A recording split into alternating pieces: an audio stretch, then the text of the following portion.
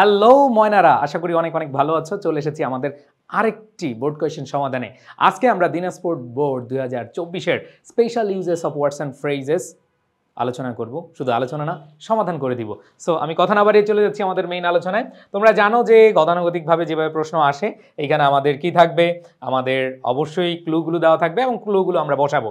So আমি একবারে শুরুতেই তোমাদেরকে ক্লুগুলো নিয়ে আলোচনা করিয়ে দেখাতে চাই। সেটা হচ্ছে দেয়ারের ব্যবহার। আমরা জানি এটাকে বলা হয় ইন্ট্রোডাক্টরি দেয়ার অথবা ইন্ট্রোডাক্টরি ইট।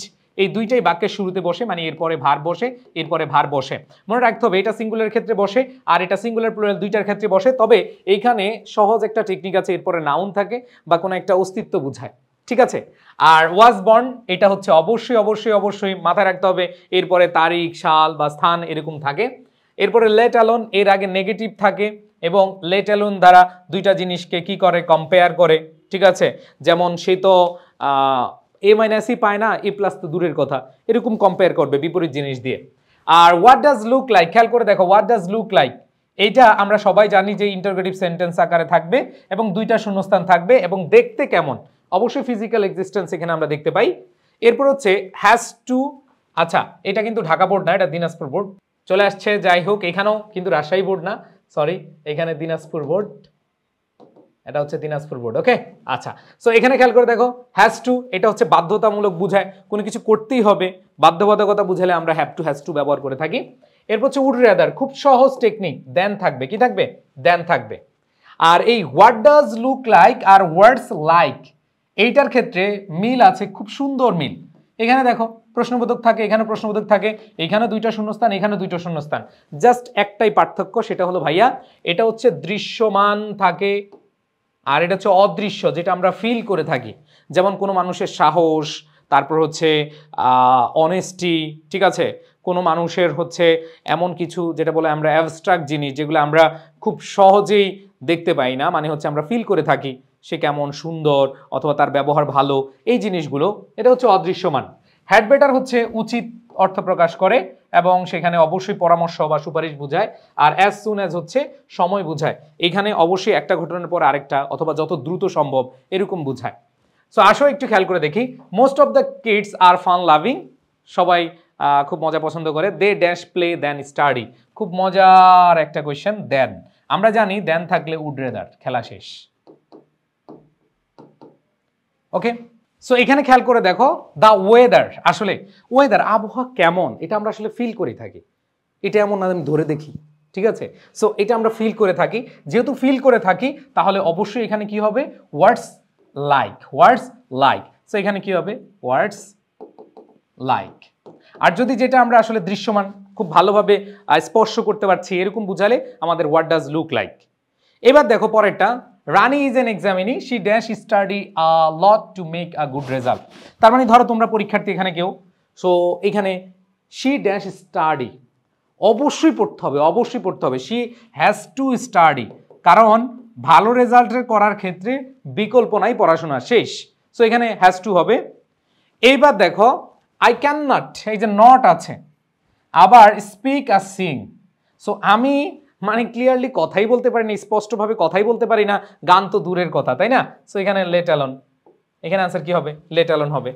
তারপর দেখো ড্যাশ সিমস, এই যে বাক্যের শুরুতে শূন্যস্থান, ইন্ট্রোডাক্টরি দেয়ার অথবা ইট।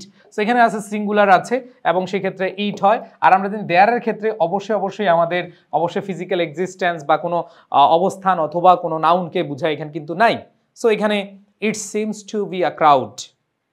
এরপরে যদি দেখি ফ্লোরেন্স নাইটেঙ্গেল, এইখানে ইন ইটালি, স্থান আছে, তারিখ আছে, সাল আছে, এরকম বুঝালে কি হয়, ওয়াজ বর্ন হয়, এরকম বুঝালে কি হবে, ওয়াজ বর্ন। এরপর দেখো a plane flying above from villa, এইখানে দেখো এইটা আছে, এইটা আছে। সো তুমি দেখতে পাচ্ছ দুইটা শূন্যস্থান আছে এবং অবশ্যই অবশ্যই আমাদের কি আছে, হ্যাঁ আমাদের প্রশ্নবোধক চিহ্ন আছে। এখন প্লেন, প্লেন কিন্তু তুমি দেখতে পাচ্ছ, তাই না। সো এইখানে যেহেতু প্লেন দেখতে পাচ্ছ তার মানে অবশ্যই কি, what does look like, what does a plane flying above look like from villa, নিচ থেকে দেখতে কেমন, দেখতে কেমন বুঝাচ্ছে, তাই না। সো এই জন্য কি হবে, হোয়াট ডাজ লুক লাইক। এবার দেখো it is a cold day, dash the sun rises the fog disappears. এই যে দেখো সময়, একটা কাজ সাথে আরেকটা কাজের সাথে কি সম্পৃক্ততা রয়েছে, যে as soon as the sun rises, যখনই হচ্ছে সূর্য উদিত হবে, দ্য ফগ ডিসঅ্যাপিয়ার্স। আর ল্যাক অফ কমিউনিকেশন, খেয়াল করে দেখো, আর ল্যাক অফ কমিউনিকেশন, এখানে আমরা দেখতে পাচ্ছি ইন্ট্রোডাক্টরি ইট অথবা দেয়ার, সো দেয়ার ইজ হতে পারে, দেয়ার আরও হতে পারে, কোনো সমস্যা নাই।